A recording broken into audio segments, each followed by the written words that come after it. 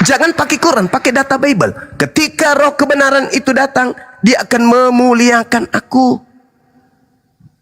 Nah, mana yang memuliakan? Kristen atau Islam? Siang malam nih, saya sendiri sudah hampir 18 tahun nih berdialog, berkutik dengan ngotak-atik Bible. Tapi kemudian saya siang malam membela Yesus, mensucikan beliau dari kalian, tapi kalian berupaya setengah pingsan untuk supaya Yesus yang dihinakan ini. Ayo. Baik, oke. Silakan. Jadi mengenai kekuasaan Tuhan ataupun kemahakuasaan Tuhan ya. Kita buka di PL ya, di Ayub 11 di ayat 7 itu sampai ayat 8 ya. Dapatkah engkau memahami hakikat Allah, menyelami batas-batas kekuasaan yang maha kuasa? Tingginya seperti langit-langit, apa yang dapat kau lakukan? Dalamnya melebihi dunia orang mati, apa yang dapat kau ketahui? Jadi di sini sangat jelas ayat ini menegaskan ya, sepintar apapun manusia tidak akan mendapat memahami hakikat ataupun memahami, menyelami batas-batas kekuatan atau kekuasaan yang maha kuasa. Mungkin dari kita, kalau kita manusia ya, bahkan saya, kalau saya berpikir dari logika saya, masa Tuhan menjadi manusia harus mati lagi? Itu dari logika saya. Tetapi saya kembalikan ke Ayub 11. Sejauh apa saya bisa memahami, menyelami batas-batas kekuatan Tuhan? Tidak bisa. Justru karena itu. Jadi sebenarnya yang membatasi Tuhan ini adalah manusia, bukan Tuhan yang berbatas, bukan Tuhan yang mempunyai keterbatasan, tetapi manusialah yang selalu membatasi Tuhan ini mau gimana, mau gimana. Karena ini jelas ayatnya. Saudara, keterpurukan ajaran agamamu tidak bisa kau bungkus dengan dalil seperti ini. Justru dalil seperti ini yang akan menampar agamamu. Satu-satunya agama yang membatasi pencipta langit dan bumi itu agamamu. Agamamu yang menjelaskan Tuhan pencipta langit dan bumi mengosongkan diri, tidak mempertahankan ketuhanannya kecuali dia menjadi hamba. Anda membatasi agama Anda, membatasi Tuhan.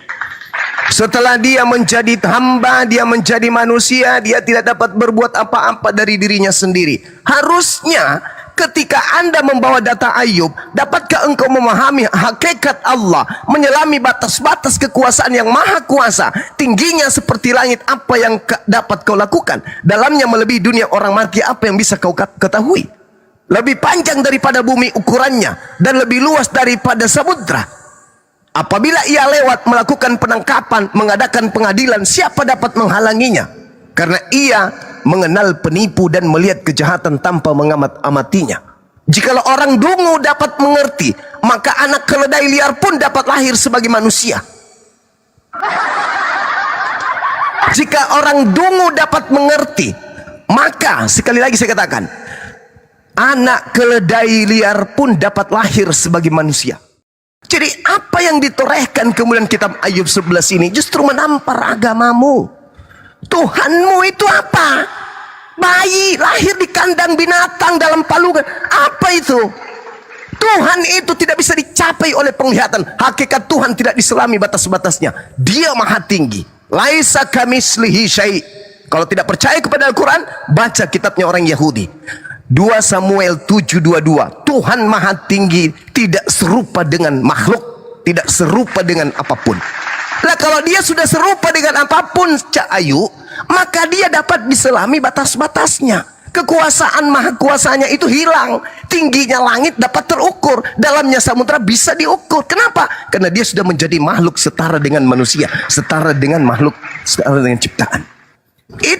Ini menampar. Makanya orang Yahudi tertawa ketika kalian itu mencocok-cocokkan Tuhan kalian dari barat itu dengan pola keagamaan mereka. Baik ya. Silakan. Itu penyampaian yang sangat bagus ya, Bang Zuma. Semoga ya apa yang kita bicarakan ini bisa mengedukasi juga dan ilmu pembelajaran. Jadi tadi Bang Zuma mengatakan bahwasanya justru kami orang Kristen ini membatasi kekuasaan ataupun kemahakuasaan Tuhan. Kan saya sudah sampaikan di Ayub 11 itu ayat 7 ya, satu perikop lah saya kata-kata. Makan di situ ayat itu menegaskan, itu ayat pertanyaan. Dapatkah manusia ini memahami hakikat Allah, menyelami batas-batas kekuasaan Tuhan? Itu sudah pasti jawabannya tidak dapat. Tidak dapat. Tidak dapat. Yes. Tidak dapat. Karena itu semua di luar akal kita. Oke, di kitab Bilangan, di kitab Ulangan, di kitab Samuel, dan di kitab-kitab lain banyak memang ayat-ayat yang mengatakan ya, berbunyi seperti ini, bahwasanya Tuhan itu tidak sama dengan apapun. Tuhan itu bukan manusia. Saya setuju dengan itu. Tetapi ketika saya membaca ayat 7 ini, apakah berarti yang di ayat 7 ini, penyampaian ini tidak benar? Karena kalau tidak benar, berarti kita bisa memahami hakikat Tuhan secara keseluruhan. Jangankan hakikat Tuhan, isi hati saya, manusia aja tidak tahu, apalagi hakikat Tuhan. Kan begitu? Kekuatan saya aja, manusia tidak bisa tahu kekuatan saya seperti apa, kekuatan Anda seperti apa. Kita sesama manusia loh, apalagi Tuhan.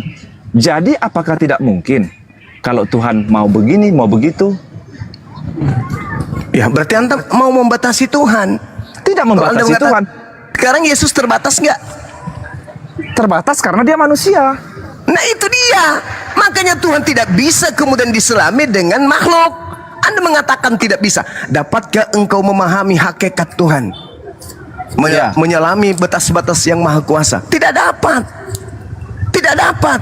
Jadi kalau Anda beranggapan karena tidak dapatnya sehingga dia jadi manusia, kalau begitu Anda boleh mengatakan bahwa bom-bom itu adalah Tuhan. Wah, kenapa? Bom-bom jadi... Anda tidak bisa kemudian membatasi hakikat Tuhan. Maunya dia, mau jadi bom-bom kek, mau jadi apa kek, maunya dia. Itu kalau Anda memaksakan Yesus sama dengan pendapat Anda. Ya, tapi kan bom-bom nggak menyatakan diri. Yesus menyatakan diri nggak? Ya, menyatakan diri dong. Apa dia mengatakan? Apa yang dikatakan? Banyak ayat-ayat ya, walaupun silakan. Ya baik, banyak ayat-ayat di dalam Injil ya. Injil Matius, Markus, Lukas, Yohanes ya. Iya, silakan. Yesus itu berkata seperti ini. Iya. Akulah jalan kebenaran dan hidup. Tidak ada yang sampai kepada Bapa kalau tidak melalui aku. Ya, baru aku ada di dalam Bapa, Bapa ada di dalam aku. Jadi sebagai kita manusia, ya 1000 kali utusan pun dia, 1000 kali orang yang disayangi oleh Tuhan pun Yesus ini, ketika dia mengatakan Bapa ada di dalam dia, berarti itu menyetarakan Bapa dengan dia. Nah, itu pemahaman saudara. Memang benar, bukan pemahaman. Ini dari bahasa Indonesia yang baik dan benar loh. Oke, baik. Oke. Kalau saya mengatakan Yesus ada di dalam aku ada di dalam Yesus, bisa tidak Anda pahami itu?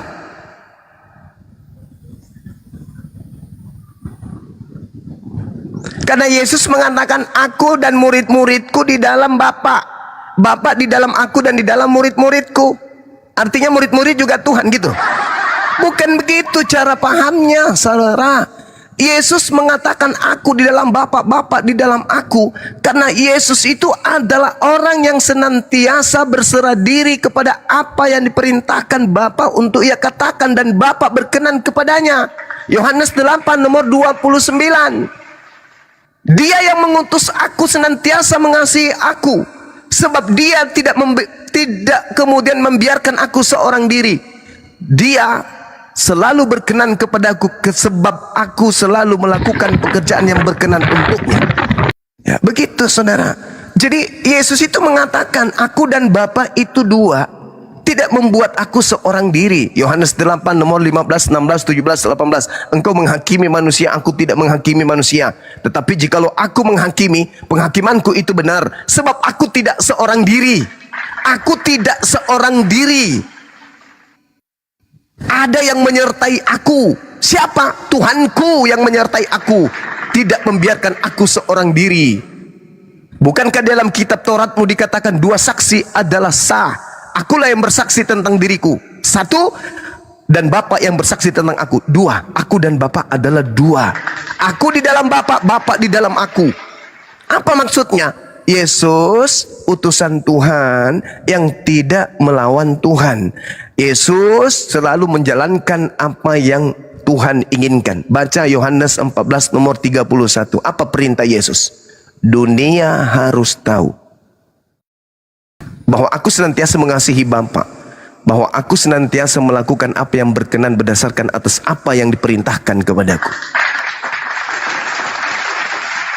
Yesus mengatakan itu. Dunia harus tahu aku adalah seorang Muslim yang selalu berserah diri kepada perintahnya. Diperintahkan A, aku A. Perintahkan B, aku B. Perintahkan C, aku C. Aku tidak pernah membangkang. Tidak seperti Paulus. Bapak mengajarkan ini, dia mengajarkan itu, membantah semua ajaran Bapak. Beda. Maka sekali lagi kita kembali kepada tema, saudara, adalah lebih baik jikalau aku pergi, sebab jikalau aku tidak pergi, roh kebenaran itu tidak akan datang. Dan kalau dia sudah datang, maka dia akan mengajarkan segala sesuatu tentang keadilan, pengisapan dunia akan dosa, dan dia akan memuliakan aku. Satu-satunya komunitas di atas muka bumi ini yang memuliakan Nabiullah, Rasulullah yang lahir tanpa ayah di tengah-tengah Bani Israel, hamba Allah yang diberi hikmat Injil, hanyalah umat Islam. Orang Yahudi pun sampai hari ini jangankan memuliakan, mengenalnya aja kagak. Hindu, Buddha kagak, ateis kagak. Kristen ini kelompok yang nyamar-nyamar. Mulutnya mengasihi, tapi pada praktiknya sangat anti terhadap Yesus. Yesus mengajarkan satu Tuhan, anti Kristen. Harus 3 Tuhan. Yesus mengajarkan endingnya dia adalah utusan Tuhan, anti Kristen. Kristen mengajarkan Yesus itu Tuhan itu juga. Yesus mengajarkan satu-satunya Tuhan adalah yang mengutusnya. Kristen anti terhadap konsep itu. Kristen melantik Yesus sehakikat dengan Tuhan, berarti bukan satu-satunya. Yesus mengajarkan lebih mudah langit dan bumi lenyap daripada hukum Taurat itu batal. Anti Kristen itu. Kristen lebih suka kepada pengajaran Paulus. Semua ajaran Tuhan Torah itu dibatalkan dengan darah Yesus. Yesus mengajarkan mempersembahkan kurban hewan seperti yang diperintahkan oleh Nabi Musa, Matius 8 nomor 4. Kristen anti terhadap kurban hewan. Dia maunya yang kurban itu Tuhannya sendiri. Yesus mengajarkan menguduskan hari Sabtu. Kristen anti terhadap itu. Mereka maunya hari Minggu. Jadi Kristen itu adalah anti Yesus. Tetapi mereka mengaku mengikuti Yesus. Itu juga tidak salah. Kristen ini memang adalah pengikut Yesus. Saya mengaminkan itu. Tetapi Yesus yang diikuti adalah yang palsu, yang datang kepada padang gurun. Sedangkan Yesus berkata, jika ada orang berkata kepadamu ada Yesus di padang gurun, jangan kau percaya. Itu perintah Yesus. Tapi ketika ada Paulus si Nabi Kristus ini, nabinya Yesus, dia datang mengajarkan aku adalah rasul bertemu dengan Yesus di padang gurun. Justru dipercaya oleh para anti-Yesus. Jadi saya simpulkan, roh kebenaran yang datang tidak lain dan tidak bukan adalah baginda Rasulullah Muhammad SAW. Nabi Muhammad tidak punya kepentingan, Bung. Nabi Muhammad tidak punya keperluan. Nabi Muhammad kemudian tidak punya keuntungan di situ. Ketika dia melontarkan lisannya tentang sosok Nabi yang datang, mulia, mulia, atasnya keselamatan, atasnya kemuliaan. Tidak ada kepentingan Nabi Muhammad. Ajarannya Islam, sempurna kepada kaumnya, orang-orang Arab, kepada seluruh manusia. Ngapain dia sindir-sindir kemudian Yesus? Nggak ada keuntungan di situ. Tapi karena dia utusan Allah yang maha melihat, maka dia harus menyampaikan itu. Dia harus menyampaikan. Dan Yesus pun karena utusan yang maha melihat, maka Yesus pun harus menyatakan itu. Dia akan datang. Dan ketika ia datang, dia akan memuliakan aku. Jadi setelah Yesus terangkat, yang datang oknum lain dari dirinya. Nanti dia datang kedua kalinya pada saat kiamat sudah dekat. Jadi yang datang setelah Yesus harus oknum lain. Ada 2 yang datang setelah Yesus.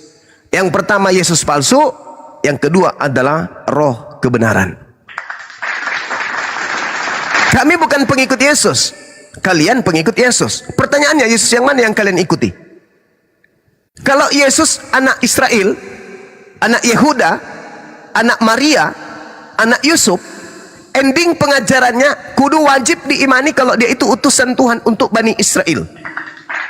Itu wajib. Yohanes 17 nomor 3. Hidup kekal itu adalah mereka mengenal Yesus yang engkau utus. Wajib itu. Sedangkan yang kalian ikuti ini Yesus lain. Yesus yang Anda setarakan dengan Tuhan. Yesus yang kalian lantik, yang Paulus lantik jadi Tuhan. Itu yang kalian ikuti. Makanya kalian disebut Kristen. Baik.